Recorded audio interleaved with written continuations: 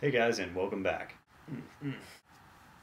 Today we're going to be talking about one of my favorite games of all time, and it's number 10 on my top 10 list ever. That, of course, is Comix Zone on the Sega Genesis. Now, I got Comix Zone when it came out back in 1995, and this and Sonic 2 are probably the two most played games on my Sega Genesis. It was originally based on an animation called Joe Pencil Trapped in the Comix Zone, which was released as a concept in 1992. One of its main complaints is just that it came out way too late. The PlayStation 1 and the Sega Saturn were out already and doing really successfully, so to speak. So having a Genesis game come out this late, it really went unnoticed. But one of its advantages for coming out so late is that it really takes advantage of everything the Genesis has to offer.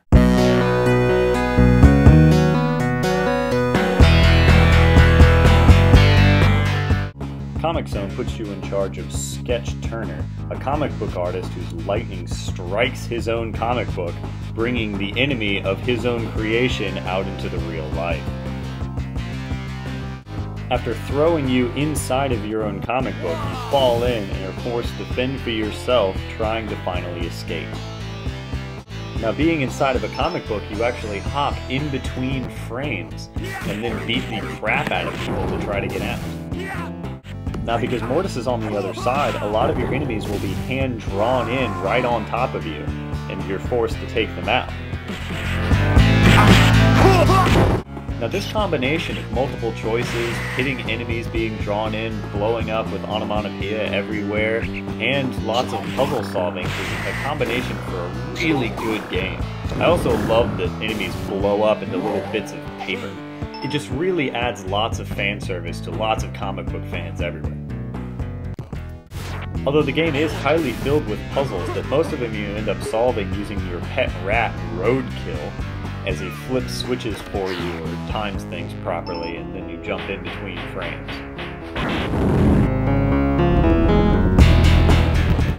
Roadkill is really helpful and practically essential, and you find him pretty early in the game in a cage. He's able to sniff out items hidden on the page and rip the page in order to get you new ones, which can be really helpful when you beat him. Although the game is pretty short, it does have a few bosses that are really creative and comic booky. Although there's always a really easy way of defeating them, which just, as soon as you learn it, kind of makes it not as fun.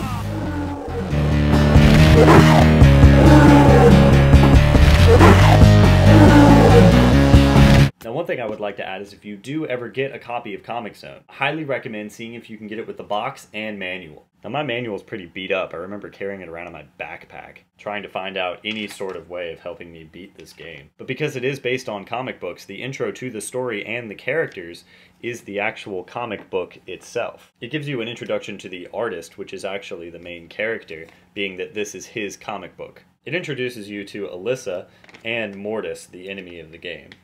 It's a good 10 pages long. I should also point out that everything drawn in here is done by Tony Disnugia. I probably pronounced that wrong, I'm sorry. He was a talented DC comic books artist who's most famous for Jonah Hex, which is now a major motion picture with Megan Fox.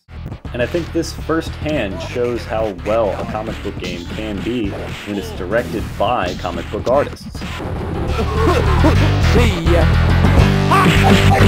The music in Comix Zone is by far some of the best on the system.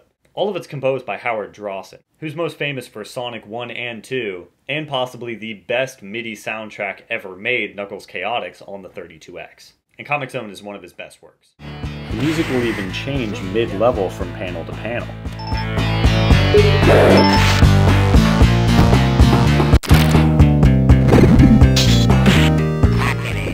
Along with the text already on the screen, it just shows you how crazy a situation can be in this game.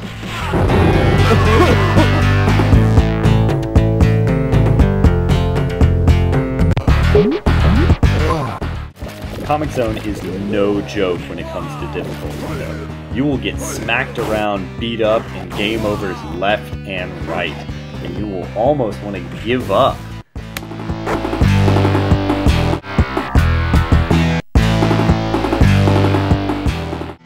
And there are two endings to Comix Zone, a good and a bad, but the good is almost impossible.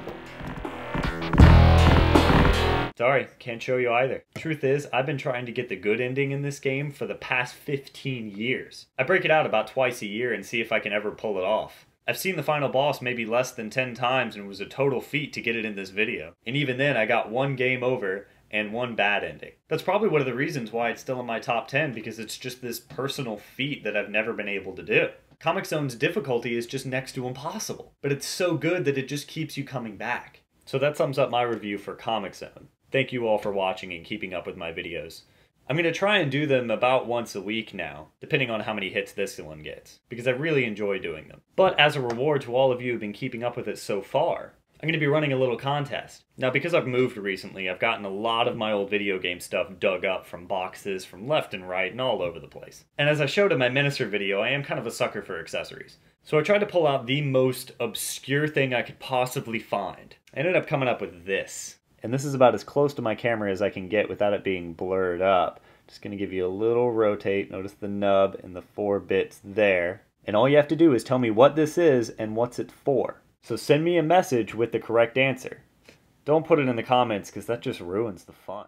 Here's a still image of it next to a quarter for size, and I'll put a link to this image in high res in the description.